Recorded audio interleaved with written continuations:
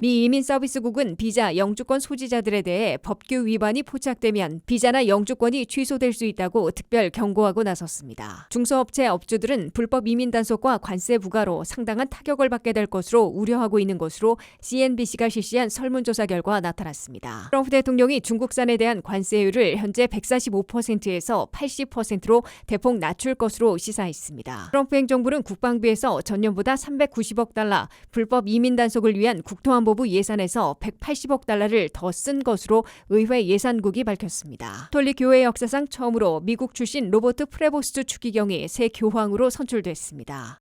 시청자 여러분 안녕하십니까? 워싱턴 뉴스 투데이입니다. 미 이민서비스국은 비자 영주권 소지자들에 대해 법규 위반을 포착하면 비자나 영주권이 취소될 수 있다고 특별 경고하고 나섰습니다. 이민서비스국은 비자 영주권 수속 과정은 물론 발급 이후에도 사기 신청, 범죄 기록 숨기기, 반미 테러 행위 등에 대해 엄격히 조사해 포착되면 비자와 그린카드를 취소하고 추방하게 될 것으로 경고했습니다. 한면태 기자가 보도합니다. 트럼프 행정부 아래에서는 1170만 불법 체류자들뿐만 아니라 1270만 명의 영주권자들, 300만 명 이상의 비자 소지자들까지 자칫하면 비자와 그린카드를 취소당하고 추방당할 수 있는 긴장된 시기를 보내고 있습니다. 트럼프 행정부는 현재 잘못을 포착하면 비자나 영주권을 취소하는 캐치 앤드 리보크라는 새 정책을 펴고 있다고 비자 권한을 가진 마르코 루비오 국무장관이 공표해놓고 있습니다. If you lie to us and get a visa and then enter the United States and with that visa participate in that sort of activity, we're going to take away your visa. We do it every day. Every time I find one of these lunatics, I take away their visa. We're looking every day for these lunatics that are tearing things up. And by the way, we want to get rid of gang members too. 이에 맞춰 미 이민서비스국 USCIS는 미국 비자와 영주권은 특권이지만은 언제나 박탈될 수 있다고 경고했습니다. 미 이민서비스국 USCIS는 합법 비자와 그린카드 소지자들에게 엄격한 감시와 추적을 통해 사전 또는 사후할 것 없이 법규 위반을 포착하면 비자나 영주권을 취소하겠다는 특별 경고장을 발령했습니다. 이민서비스국은 X에 게재한 특별 경고에서 트럼프 행정부에서는 매우 엄격한 보안 심사를 실시하고 비자나 영주권 취득 전부터 취득 후에도 끝까지 감시하고 추적할 것이라고 밝혔습니다. 이민서비스국은 합법 비자와 영주권을 발급받았지만은 법규를 위반하거나 테러 행위를 옹호, 지지, 고무하는 등의 행동을 하면은 더 이상 미국에 머물 수 없게 된다고 지적했습니다. 이는 미국 이민을 신청하고 영주권을 수속하고 있는 외국인들이 심사 과정에서 엄격하게 정밀 조사하는 것은 물론 비자나 영주권을 발급받은 후에도 잘못이 드러나면 취소시키겠다는 적색 경고로 해석됩니다.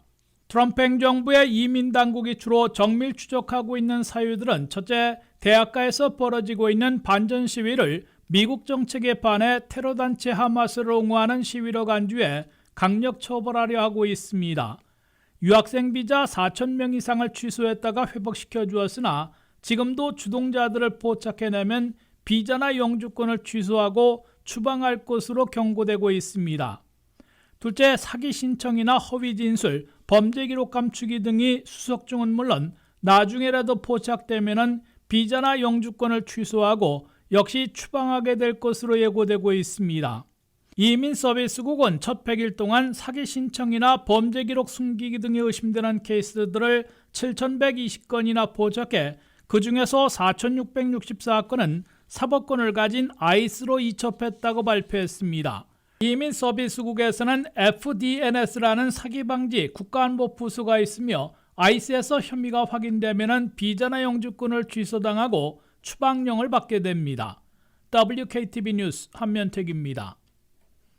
미국 내 중소업체 CEO들이 불법 이민 단속과 관세 부과 여파로 상당한 타격을 받게 될 것으로 우려하고 있다고 CNBC 설문조사 결과 나타났습니다. 350곳의 중소업체 업주들 가운데 58%는 인력 부족과 구인난을 겪을 것으로 우려했고 CEO 4,000명 가운데 3분의 2는 관세로 가격을 올릴 수밖에 없다고 답했습니다. 미국 내 중소업체들을 중심으로 트럼프 행정부의 불법 이민 단속과 관세 부과로 타격을 입게 됐다며 우려를 표시하고 있는 것으로 나타났습니다.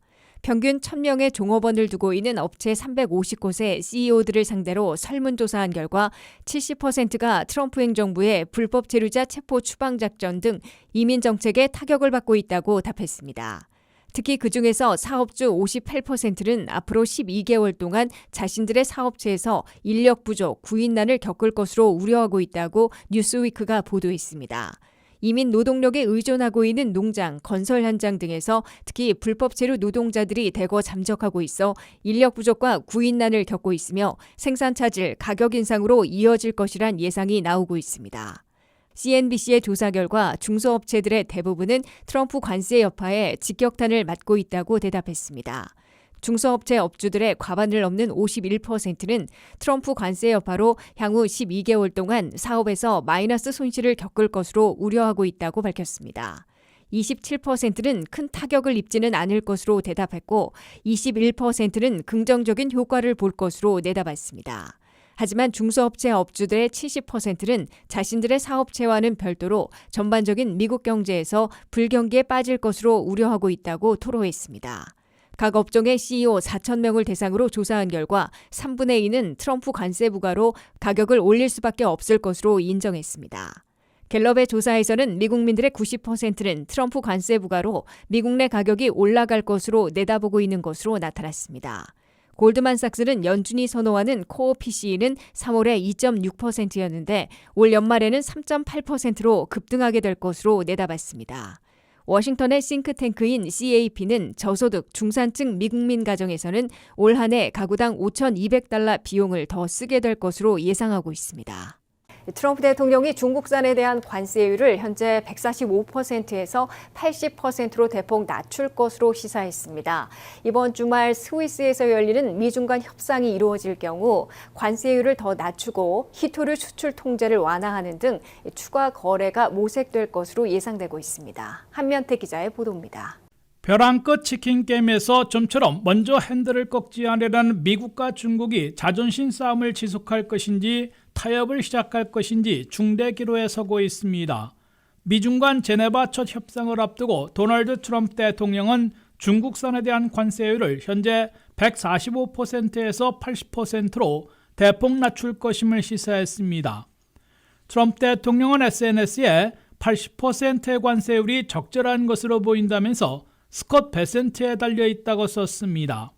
이는 스콧 베센트 재무장관이 이번 주말 스위스 제네바에서 허리펑 중국 경제부총리와 첫 미중 고위급 관세 협상을 시작하는 데 맞춰 80%로 인하할 수 있음을 시사한 것으로 해석됩니다.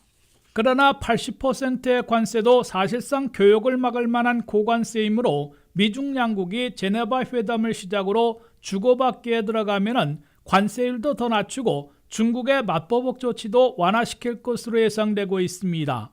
이미 미국은 중국산 관세율을 50% 내지 65% 사이로 더 낮추는 대신에 중국은 희토류 수출 통제를 푸는 거래부터 협상을 진전시켜 나갈 것이라는 관측도 나와 있습니다.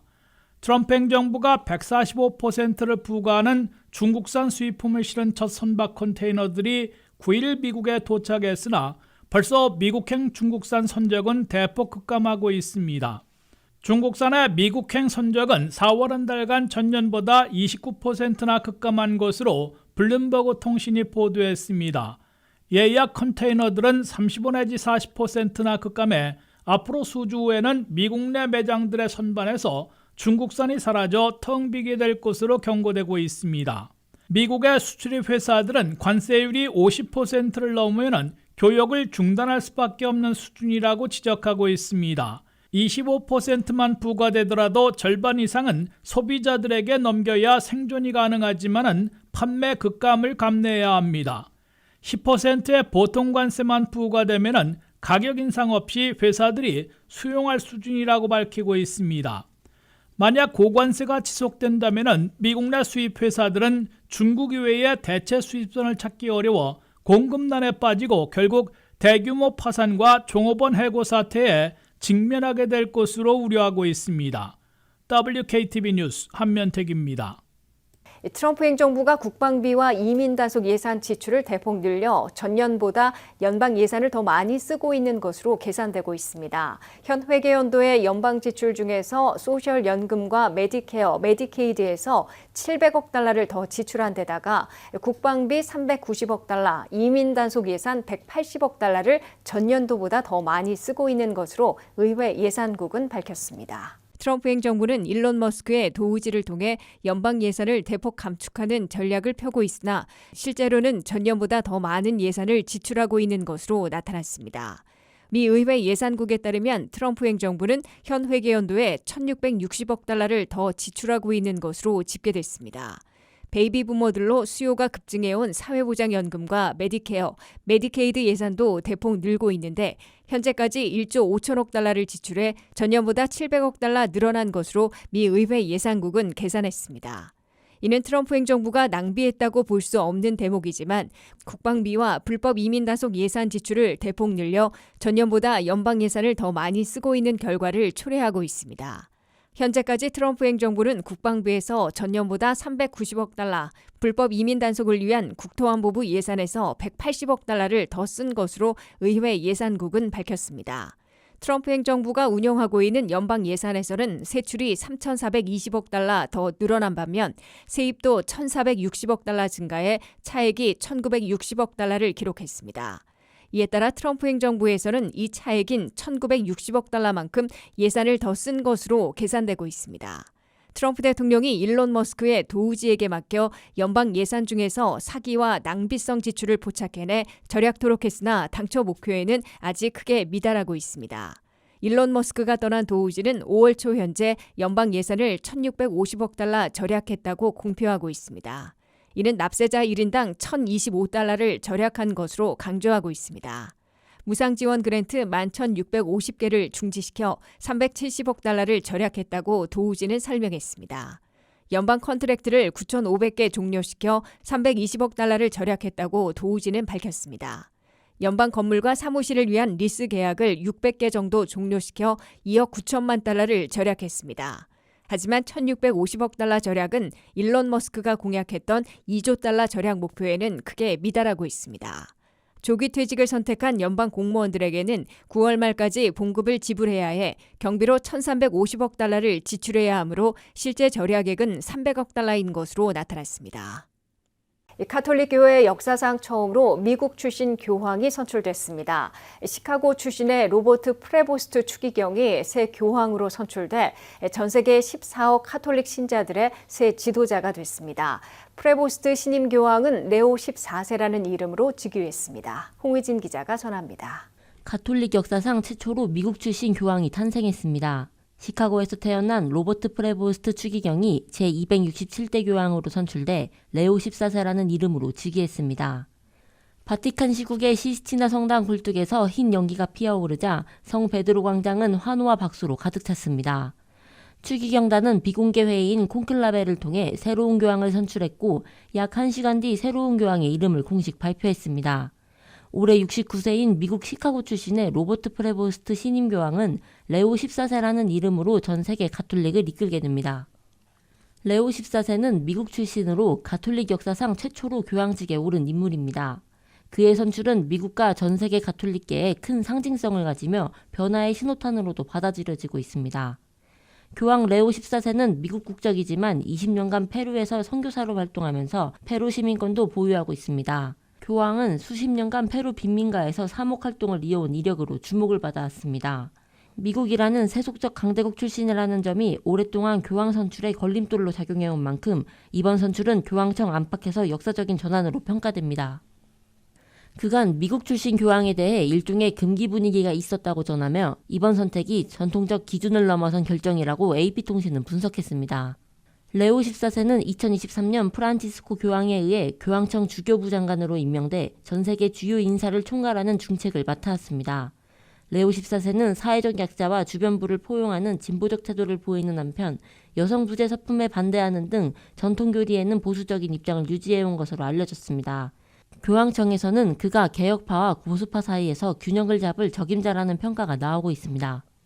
그는 선출 직후 성 베드로 대성전의 발코니에 모습을 드러내 이탈리아어로 여러분 모두에게 평화가 있기를이라며 첫 인사를 전했습니다. 이어 페루에서의 기억을 떠올리며 같은 말을 스페인어로도 반복했으며 영어는 사용하지 않았습니다. 전통에 따라 첫 사도적 축복 우르비에트 오르비는 라틴어로 낭독했습니다. 프란치스코 교황의 선종 17일 만에 새 교황이 선출됐으며 즉위미사는 선출 후 일주일 이내에 열릴 예정입니다. 레오 14세는 선출 다음 날인 9일 추기경들과 시스티나 성당에서 미사를 집전하고 오는 11일 성 베드로 대성전 발코니에서 첫 공식 축복 메시지를 전할 예정입니다. 12일에는 전 세계 언론과의 첫 공식 만남도 예정돼 있습니다. WKTV 뉴스 홍의진입니다. 이상으로 워싱턴 뉴스투데이를 마치겠습니다. 시청해주신 여러분 고맙습니다.